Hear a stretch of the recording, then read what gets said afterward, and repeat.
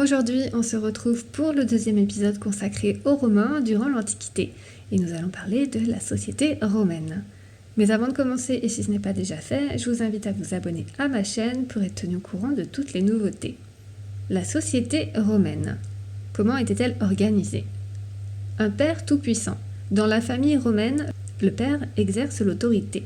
Il peut divorcer ou répudier sa femme, abandonner ses enfants, les vendre ou au contraire en adopter. C'est lui qui choisit le mari de sa fille ou la femme de son fils en fonction des intérêts de la famille. Le père décide aussi de l'éducation de ses fils à partir de 7 ans. Il choisit pour lui un précepteur ou l'envoie à l'école. Des femmes à moitié libres. Les femmes s'occupent de la maison et éduquent les enfants. Leur tâche quotidienne consiste à filer et tisser la laine ou à cultiver les champs. Elles dirigent les esclaves qui travaillent pour elles comme domestiques. Les femmes n'ont pas le droit de vote et ne jouent aucun rôle politique officiel.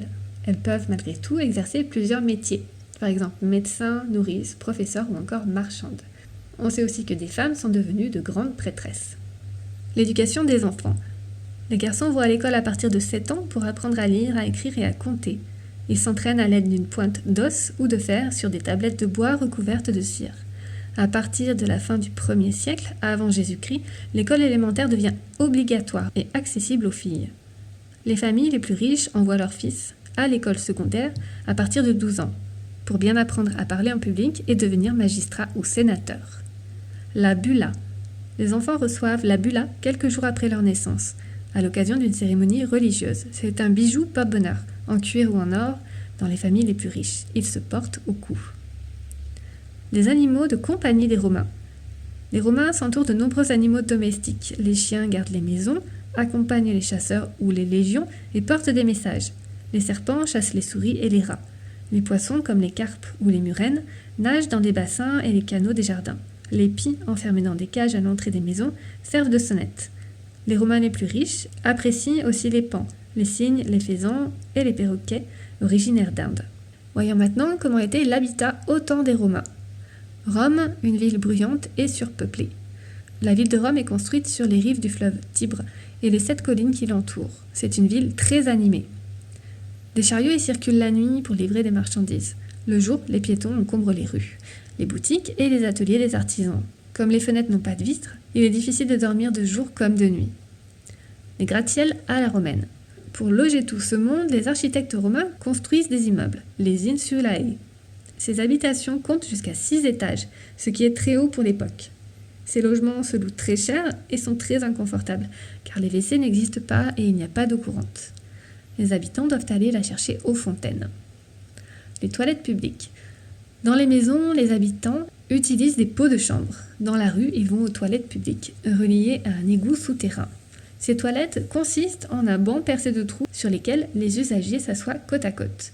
L'urine était collectée pour les teinturiers qui l'utilisaient pour préparer les tissus avant de les teindre. Maisons et villas. Les Romains les plus riches possèdent des maisons, à la ville ou à la campagne. Construites selon un plan rectangulaire, elles s'organisent autour de l'atrium. Cette grande pièce à ciel ouvert est équipée d'un bassin pour recueillir l'eau de pluie. Tout autour de l'atrium se trouvent les chambres et la cuisine, ainsi que des boutiques donnant sur la rue et un jardin à l'arrière de la maison. À la campagne, les maisons sont entourées de champs, plantés de vignes, d'oliviers ou de céréales. Ce sont de véritables domaines agricoles. Des incendies fréquents. Les Romains se chauffaient avec des braseros, des récipients en fer posés sur des pieds et remplis de charbon ardent qu'ils posaient au sol. Si le plancher prenait feu, l'immeuble ou même le quartier pouvait très vite flamber. C'est peut-être ce qui s'est passé en 64 après Jésus-Christ sous le règne de l'empereur Néron lorsqu'un grand incendie a détruit une partie du centre de Rome. Il existait pourtant des équipes de pompiers. Ces soldats faisaient des rondes de nuit et étaient équipés de pompes à eau, mais ils n'étaient pas assez nombreux. Des aqueducs très ingénieux. Les Romains utilisaient beaucoup d'eau pour alimenter les thermes et les fontaines, arroser les champs ou encore éteindre les incendies. Pour l'acheminer depuis la source vers les lieux où elle était nécessaire, ils ont inventé un système ingénieux qui est l'aqueduc. C'est un ensemble de constructions formées de canaux, de canalisations, de ponts et de tunnels. Construit en pente, l'aqueduc permet à l'eau de descendre naturellement depuis la montagne grâce à la gravité sans recourir à une pompe. Parlons maintenant des dieux romains. Dans leur vie quotidienne ou à l'occasion de fêtes, les Romains honorent de nombreuses divinités pour s'attirer leur protection. Des dieux tout-puissants. Pour les Romains, les dieux sont la cause des phénomènes naturels comme la pluie, la nuit ou le jour. Ils exercent une influence sur la vie des humains, c'est pourquoi avant de prendre une décision importante, les hommes consultent des prêtres qui prévoient l'avenir et devinent la volonté des dieux. Ce sont les augures. Des divinités de toutes sortes. Les Romains croient en 3 sortes de dieux. Les grands dieux comme Jupiter ou Neptune, les dieux de la nature comme la déesse Cérès qui veille sur les moissons, et les dieux de la maison. Ces derniers sont les esprits des ancêtres. Ils sont particuliers à chaque famille dont ils protègent les membres à chaque moment de leur vie. Pendant le sommeil, les repas, les déplacements, etc. Dans toutes les maisons, un petit hôtel leur est réservé. Vesta, la déesse du foyer. Sœur de Junon, Vesta était la déesse de la maison et la protectrice des familles. Dans le temple qui lui était dédié à Rome, un feu sacré était allumé en permanence, entretenu par 6 jeunes filles appelées Vestales. De grandes fêtes étaient organisées en son honneur chaque année au mois de juin. Des dieux d'origine grecque. Les Romains ont adopté beaucoup de dieux grecs et leur ont donné un nom latin. Voici les plus honorés. Je vais vous donner le nom romain, puis le nom grec des dieux. Jupiter ou Zeus, le dieu du ciel, il est le maître de la foudre. Junon ou Héra, épouse de Jupiter et déesse du mariage, elle protège les femmes. Minerve ou Athéna, déesse de l'intelligence et de la sagesse. Mars ou Arès, dieu de la guerre. Vénus ou Aphrodite, déesse de l'amour et de la beauté. Diane ou Artémis, déesse de la chasse.